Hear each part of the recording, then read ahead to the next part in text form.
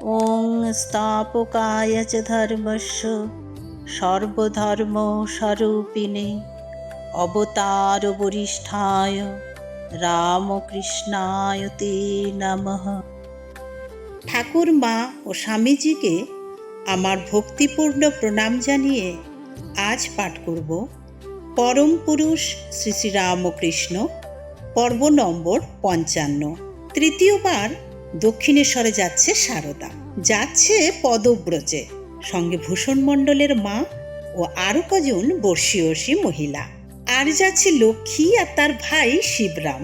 কামারপুকুর থেকে আরামবাগ 8 মাইলের ধাক্কা। আরামবাগ পেরিয়ে তেলুভেলোর মাঠ, সে মাঠ পেরিয়েই তারকেশ্বর, তারপরে আবার আরেক মাঠ, কৈকালার মাঠ। কৈকালার মাঠ পেরিয়ে বৈদ্যবাটি, বৈদ্যবাটি থেকে গঙ্গা পেরিয়ে দক্ষিণেশ্বর। তেলুভেলো আর কৈকালা এই 2 মাঠে ডাকাতের আস্তানা। আর ওই মাঠ ছাড়াও পথ নেই। পথচারীদের ওপর কখন যে হামলা হবে তা ডাকাতে কালই বলতে পারেন। তেলো আর ভেলো পাশাপাশি 2 গ্রাম।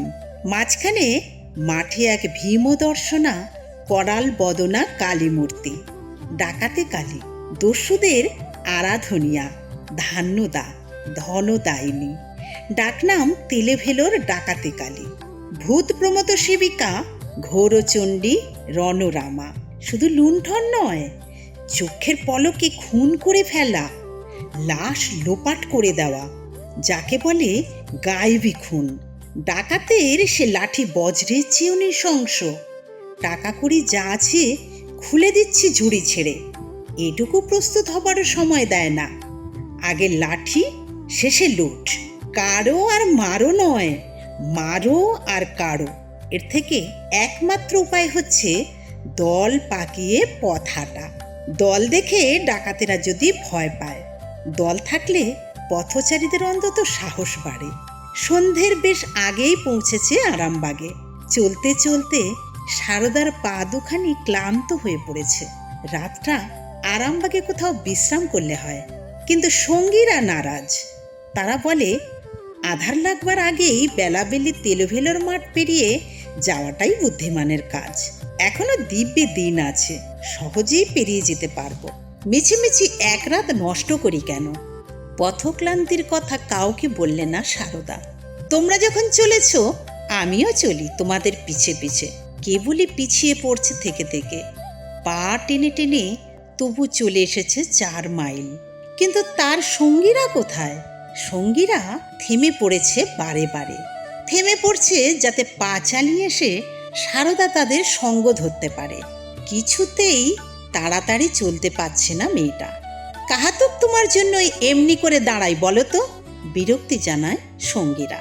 বেলা ঢলে পড়ল, এখন একটু তাড়াতাড়ি পা চালাও।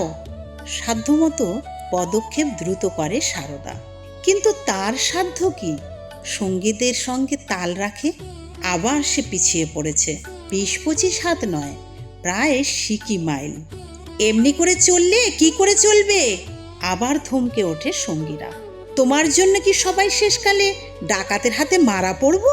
পশ্চিমের আকাশখানায় একবার দেখছো? সন্ধ্যার শেষ লালিমাটুকু মিলিয়ে যায় বুঝি? সত্যি তো, তার একলার অক্ষমতার জন্যে সবাই কেন বিপন্ন হবে? ওদের কি দোষ? ওদের দেহে যখন শক্তি আছে তখন ওরা যাবেই তো আগ বাড়িয়ে। নিজের সুবিধের জন্য ওদের সে অসুবিধে ঘটাবে কেন? তোমরা আমার জন্য আর দাঁড়িও না, চলে যাও সোজাসুজি। সঙ্গশূন্যতার ভয়ে এতটুকু কাতর নয় সারদা, নেই এতটুকু অসহায়তার সুর। বললে একেবারে তারকেশ্বরের চটিতে গিয়ে ওঠো, আমি সেখানে গিয়েই ধরবো তোমাদের। আমার শরীর আর বইছে না, আমি যাচ্ছি আস্তে আস্তে। যত শিগগির পারিস বেরিয়ে আয় তাড়াতাড়ি। চারদিক আধার হয়ে এলো। মাঠের বড় দুর্নাম। পিছনে ফিরে তাকিয়েও দেখল না। সারদাকে ফেলেই দ্রুত বেগে এগিয়ে গেল সঙ্গীরা। মিলিয়ে গেল চোখের বাইরে। জনমনুষ্যহীন বিস্তীর্ণ প্রান্তরে সারদা একা। শরীরে আর দিচ্ছে না, তবু কষ্টে পা টেনে টেনে চলেছে। অন্ধকারে পথঘাটের ইশারা পাচ্ছে না। কোথায় যেতে কোথায় চলে আসছে কে জানে। কে যায়? কে একজন বাঘের গলায় হুমকে উঠল। প্রকাণ্ড একটা কালো লোক চোখের সামনে দাঁড়িয়ে পড়েছে। দৈত্যের মতন চেহারা, মাথায় ঝাঁকড়া চুল, হাতে রূপোর বালা, কাঁধে মস্ত লাঠি। কে যায়? তোমার মেয়ে গো, সারদা। নির্জন মাঠের মধ্যে সন্ধ্যার অন্ধকারে আমার মেয়ে। লোকটার কানে যেন অদ্ভুত শোনালো। এত বছর ধরে ডাকাতি করছি, কই এমন কথা তো কখনো শুনিনি। সারদার দিকে এগিয়ে আসতে লাগলো ডাকাত। স্থির প্রতিমার মতোই দাঁড়িয়ে রইল সারদা, প্রতিমার মতোই স্থির নেত্রে। কে তুমি? এখানে দাঁড়িয়ে আছো কেন? বাবা, দক্ষিণেশ্বরে যাচ্ছিলাম, চলতে পারছিলাম না, তাই আমার সঙ্গীরা আমাকে ফেলে গিয়েছে, অন্ধকারে পথ হারিয়ে ফেলেছি। দক্ষিণেশ্বরে যাচ্ছ কেন? দক্ষিণেশ্বরে যে তোমার জামাই থাকে, রানী রাসমণির কালীবাড়ি আছে না, সেই কালীবাড়িতে তিনি থাকেন, তার কাছেই আমি যাচ্ছি। কেমন যেন মধুময় লাগানো কণ্ঠস্বর। বাগদি ডাকাতের বুকের ভিতরটা আনচান করে উঠল। শুধু ডাকাতের নয়, সেই কণ্ঠস্বরের আমেজ এসে লাগলো যেন আরও একজনের কানে। কাছে কোথায় ছিল, ছুটে এলো সে ব্যাকুল পায়ে। সারদা তো অবাক, এ যে দেখি স্ত্রীলোক। দেখেই বুঝলো বাগদি ডাকাতের স্ত্রী। তার হাত দুখানা চেপে ধরল সারদা, যেন অকুলে কুল পেল। তুমি কে গা? ডাকাত পত্নীর চোখে স্নেহ করুন জিজ্ঞাসা।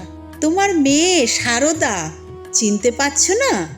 যাচ্ছিলুম দক্ষিণেশ্বরে তোমার জামাইয়ের কাছে, সঙ্গীরা পিছে ফেলে আগে আগে পালিয়ে গিয়েছে। ফাঁকা নির্জন মাঠে অন্ধকারের মধ্যে কি বিপদেই পড়েছিলুম মা, তোমাদের পেয়ে ধরে প্রাণ এলো। তোমাদের না পেলে কি সর্বনাশ যে হতো কে জানে। প্রাণ জুড়িয়ে গেল।